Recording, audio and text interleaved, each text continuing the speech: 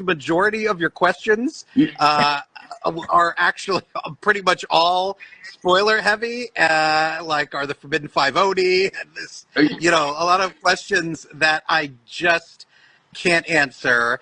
He asks, do you ever plan to make an entire season focused on the Departed Realm? And I will say, no, not an entire season. Quiet, one of the writers and producers of the show of Ninjago Dragons Rising, was asked a couple of questions on a live stream he was doing about the Departed Realm and the Forbidden Five being Oni, and he did suggest that this is all falling under spoiler territory. And one of the ones I want to speak about today is the Oni being a key factor and a spoiler nonetheless for the Forbidden Five. Let's get on with the topic about these Forbidden Five being actually Oni creatures. Now, Oni have been a key factor in Ninjago for several years, since 2018, and it has played a significant role in a lot of Ninja's characters, especially Lloyd's. Obviously, we know Lloyd's arc, Gameron's arc, with the Oni trilogy, with the Oni story in Crystallized, but that's not what I want to talk about here.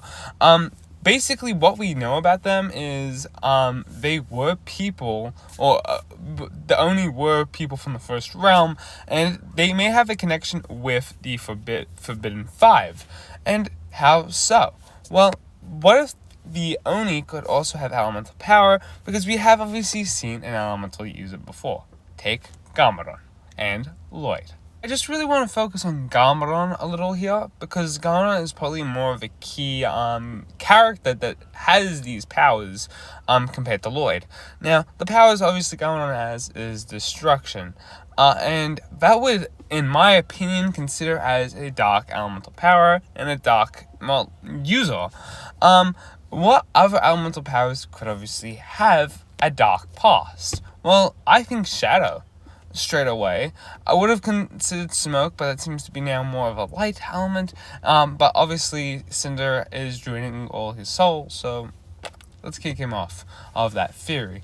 Now, Dark Elemental powers, considered to be with Oni, sounds like a cool explanation and a cool thing.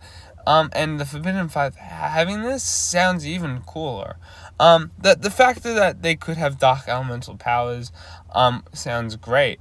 In my opinion, that should be the thing that they go for, or if they haven't already, which they probably have, because the show's being fully written, dude. So, but Gameron has obviously dark power, so let's kind of discuss what the Forbidden Five's dark elements could be.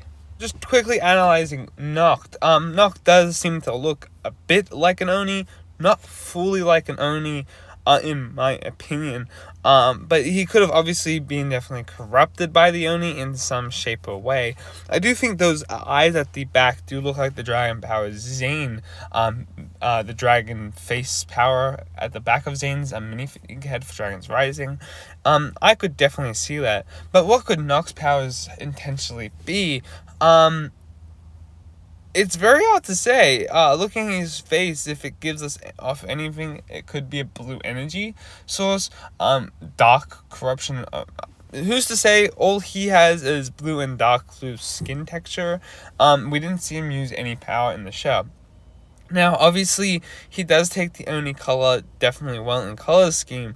But really, there's not much to really go over from Noct himself. We didn't see him use his power. Obviously, they're saving it for the next part. Now, just being straight and up front here, I wasn't a huge fan of the idea of bringing a lot of stuff from previous seasons into Ninjago Dragons Rising. Hence the reason, because it might be too repetitive and repeating the same similar topics. Now, something I think Ninjago Dragons Rising has done perfectly well, though, since it's come out, is the topics that they want to repeat in previous seasons in the Ninjago Masters Jujutsu franchise. They will appeal here. They will definitely take the information on, keep the same storyline. But what they'll do is they'll twist it and give us some more backstory. Like the first Jujutsu Master, how much more godly would you make him sound? You've made him now sound like a Greek god, a legend, a more of what a god should be, more like more powerful, more better, because the first Ninjago Master seemed more like a Master Wu figure. He was the master of creation. He made some mistakes. He split the islands, etc., etc. But I wasn't a fan if they repeated the Oni story, especially after Crystallized, and if they are going to do this with these characters, I can see this working out. We do know that Oni did cross paths into other realms before. We saw them in Sons of Gammon had crossed realms and had died off. Mistake was one of them who had come to Ninjago and actually fell in love with the world. So what could say that 5 forbidden elemental masters who maybe trained under the first Ninjago Master and Mistake decided to take a darker path and just died? I do think that, or got basically forbidden, sorry.